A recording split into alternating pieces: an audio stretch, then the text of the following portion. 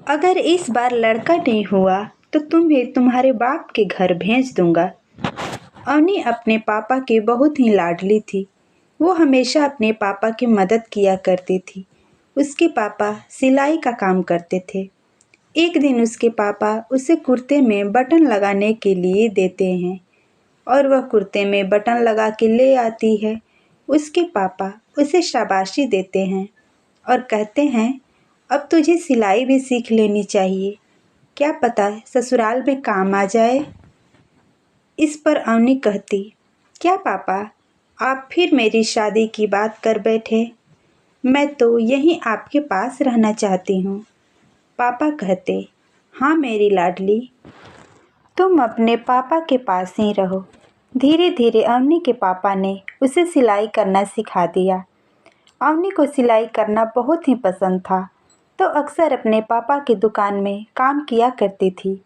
एक दिन उसकी दुकान में मनीष नाम का लड़का आया और उसे अवनी पसंद आ गई। मनीष ने अपनी शादी अवनी के साथ करने के लिए अवनी के पापा से बात की। मनीष एक अच्छी नौकरी करता था, इसीलिए अवनी के पापा मान गए और अवनी की शादी कुछ दिनों बाद मनीष से करा दी। शुरू शुरू में सब ठीक चल रहा था। 2 साल बीत गए और अवनी ने 2 साल बाद एक बेटी को जन्म दिया। अवनी ने मनीष से कहा कि देखिए जी, कितनी प्यारी है हमारी बेटी। इस पर मनीष बोला, अब क्या देखूं, तुमने मुझे कुछ देखने लायक छोड़ा है क्या। मेरे घर वाले सब बेटे का इंतजार कर रहे थे कि उनके घर का वारिस आने वाला है। अब किस मुंह से उन्हें बताऊं कि तुमने एक लड़की को जन्म दिया है। अवनी बोली, लड़का हो या लड़की, पर है तो ये हमारी ही ना। मनीष बोला, ये लड़की सिर्फ तुम्हारी है, मेरी नहीं। यह कहकर मनीष वहाँ से चला गया और अवनी रोने लगी। कुछ देर बाद वहाँ पर अवनी के पापा आए। अवनी ने सारी बात अपने पापा को बताई तो उसके पापा बोले, तो फिक्र मत कर, मैं दामाद जी से बात करूँगा, सब ठीक हो जाएगा। अवनी ने कहा, पर लड़की को क्या अपनाएंगे। क्यों नहीं अपनाएंगे, आखिर उसका खून है। अवनी के पापा उसे दिलासा देने लगे और उसके बाद वह मनीष से मिलने उसके घर गए और मनीष से बोले, बेटा मनीष, तुम इतने समझदार हो। बेटा बेटी होना तो ऊपर वाले के हाथ में है, उसमें अवनी का क्या कसूर। हो सकता है कि तुम्हें अगली बार बेटा हो। मनीष ने अवनी के पापा की बात मान ली और वो अवनी को लेने के लिए हॉस्पिटल गया। मनीष अवनी को घर तो ले आया पर वो खुश नहीं था।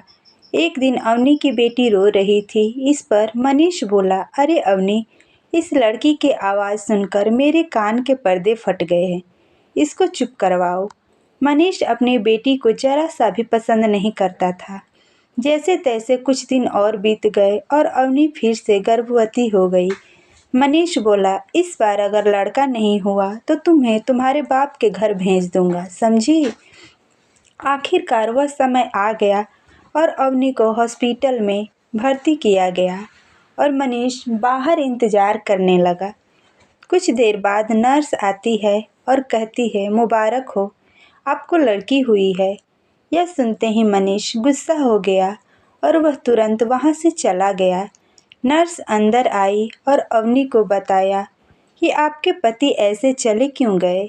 अवनी मनीष को रोकने के लिए उठ ही रही थी, तभी उसके पापा वहाँ आ गए और अवनी पापा से बोली, पापा, वो गुस्से में चले गए, फिर बेटी हुई है। और वह रोने लगी। उसके पापा बोले, अब क्या कर सकते हैं, जो भगवान ने लिखा है वो तो होगा ही। अवनी अपने पापा के गले लगकर रोने लगी। अवनी के पापा एक बार फिर मनीष से मिलने गए, पर मनीष बोला, इस बार मुझे कुछ नहीं सुनना है। आप चुपचाप अपनी बेटी और उसकी बेटियों को अपने साथ ले जाइए। अवनी के पापा बोले, पर वो बच्चियां तुम्हारी भी है। मनीष बोला, उन लड़कियों से मेरा कोई वास्ता नहीं है। ये सुनकर अवनी के पापा हताश होकर वहाँ से चले गए। वो अवनी और उसकी बेटियों को अपने घर ले गए। अवनी के पापा की उम्र हो गई थी, लेकिन फिर भी वो सिलाई का काम करते थे ताकि वो अवनी और उनकी बेटियों को अच्छे से पाल सके। लेकिन 2 साल बाद ही अवनी के पापा चल बसे। अब अवनी के पास कोई सहारा नहीं था। अवनी ने अपने आप को संभाला और खुद सिलाई का काम करने लगी। वो अपनी दोनों बेटियों को संभालती थी और सिलाई भी करती थी। देखते देखते उसकी दोनों बेटियां बड़ी हो गई और स्कूल जाने लगी। अवनी की बड़ी बेटी छाया स्पोर्ट में बहुत अच्छी थी। उसके टीचर अवनी से बोले, मैं आपकी परिस्थिति जानता हूँ, पर आप छाया को सपोर्ट करें। वो टैलेंटेड है और बहुत जल्द ही आपका नाम रोशन करेगी। अवनी बोली, सर जितना मुझसे हो सकता है मैं करूँगी। अवनी दुकान पर ओवर टाइम काम करने लगी ताकि वह छाया को ज़रूरतमंद खाना और स्पोर्ट्स की ज़रूरतमंद सामान दिलवा सके। छाया भी जी जान लगाकर मेहनत कर रही थी। एक दिन दोनों माँ बेटियों की मेहनत रंग लाई और छाया ने स्टेट लेवल पर गोल्ड जीत हासिल की। छाया ने अपनी माँ का नाम रोशन कर दिया। मनीष अखबार पढ़ रहा था, तब उसने अखबार में उनकी तस्वीर देखी। ये तस्वीर देखकर मनीष सोच में पड़ गया। आज उसका भी नाम अखबार में होता यदि वह अपनी पत्नी और बेटियों को अकेला न छोड़ता। उसकी इच्छा थी वापस जाकर अपनी पत्नी से गलती की माफ़ी मांगे, पर अब किस मुंह से जाए। इस तरह बेटा और बेटियों में भेद रखने वाले इंसान एक दिन पछताते हैं। इसीलिए हम सभी को बेटा बेटी में भेद नहीं करना चाहिए। आखिर बेटी भी तो हमारी औलाद होती है।